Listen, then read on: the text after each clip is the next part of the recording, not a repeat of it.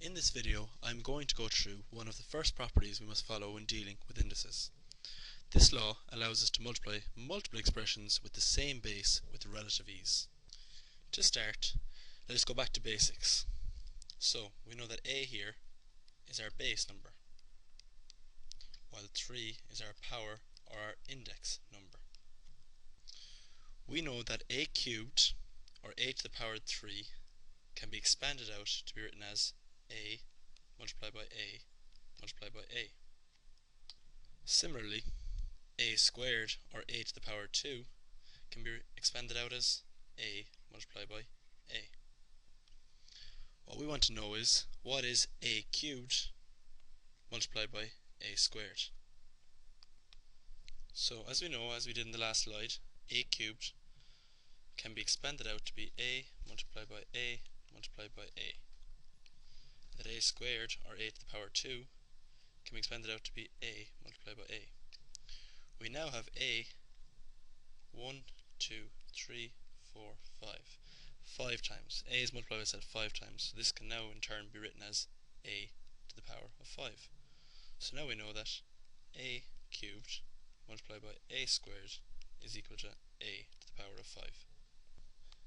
Now let's look at the example of a squared, or a to the power 2 multiplied by a squared as well. So a to the power 2 can be multiplied out as a multiplied by a.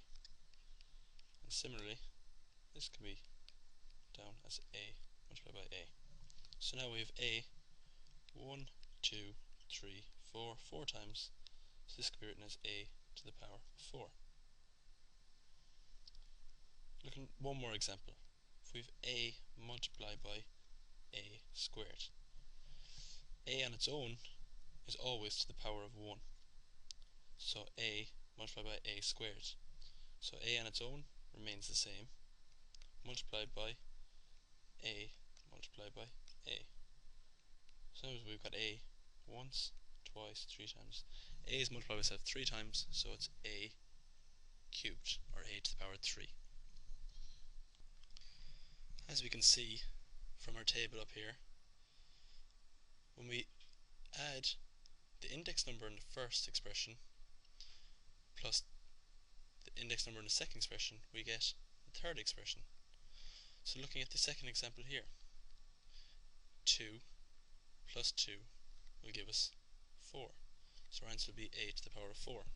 Similarly, a on its own, so put to the power of 1, multiply by a squared, you add the index number in the first and the second, and you get the index number in the third. This leads us on to the general rule.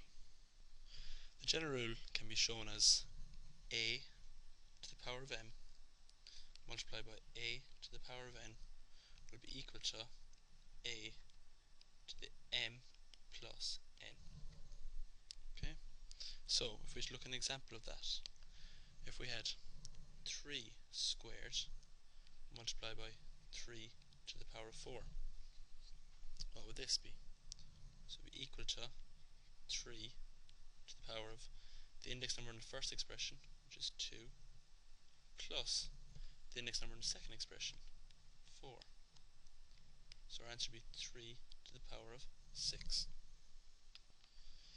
It is vital to remember that when we are using this law, the base number in the first expression must be the same as the base number in the second expression, otherwise this rule does not work.